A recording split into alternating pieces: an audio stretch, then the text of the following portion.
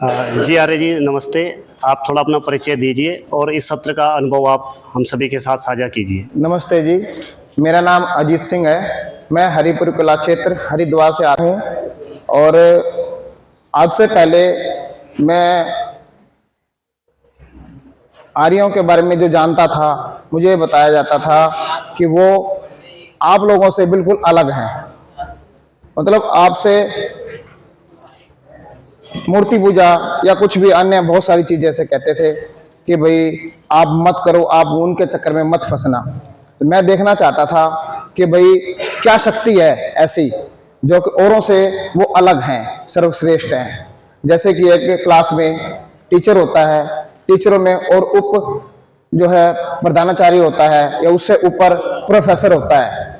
जैसे एक बच्चा अपनी क्लास में उत्तीर्ण होता है, प्रथम आता है, ऐसे आप लोग उत्तम हैं और उत्तीर्ण हैं। मुझे ऐसा लगा यहाँ आने के बाद, और 2 दिन से मैं यहाँ पे हूँ और मुझे आप मतलब मैं शब्द नहीं है मेरे पास, मैं कह सकूँ कि कितना अच्छा लग रहा है मुझे।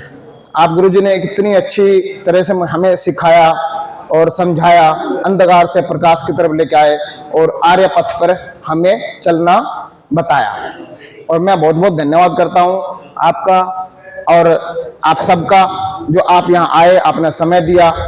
और जो मुझे यहाँ लाए हैं उमेश भाई, उन्होंने जो है इतना अच्छा कार्य किया। मैं उनका बेटा यहाँ आया हुआ है, उनको मैं बोल रहा था कि काश वो मुझे पहले 1 साल पहले 2 साल पहले जोड़ते तो मेरा इतना समय व्यर्थ ना होता और मैं अंधकार से प्रकाश की तरफ जल्दी चला जाता। मैं तो कहता हूँ अपने आप को गधे से इंसान बनाया। आर्य जी जैसे आपने ये सत्र किया, इससे पहले आप जैसे बता रहे हो आप अन्य परंपराओं को समझते थे, आपने आर्यों के बारे में अलग विचार सुने थे, तो यहाँ आपको क्या लगा कि कोई चीज आपके ऊपर थोपी गई है, या मतलब जो विचार आपने पहले सुने थे और अब यहाँ जब विचारों की भिन्नता आपके अंदर आई तो कोई द्वंद्व चला है क्या?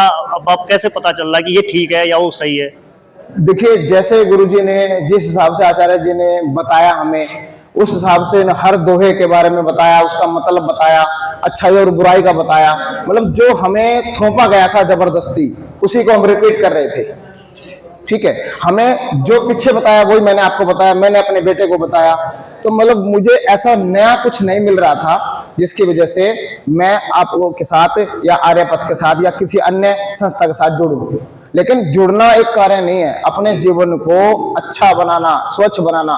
कल तक मैं सोचता था कि शराब बहुत अच्छी होती है, मांस मच्छी बहुत अच्छी होती है, जिसके पास पैसा होता है शाम को घर जाए, 2 पैक लगाए, मांस मच्छी खाए और आराम से अपने 1-2 दिन फार्म हाउस में कहीं बिता के आए, यही जीवन है। लेकिन यहाँ के पता लगा कि जीवन तो अब शुरू हुआ है।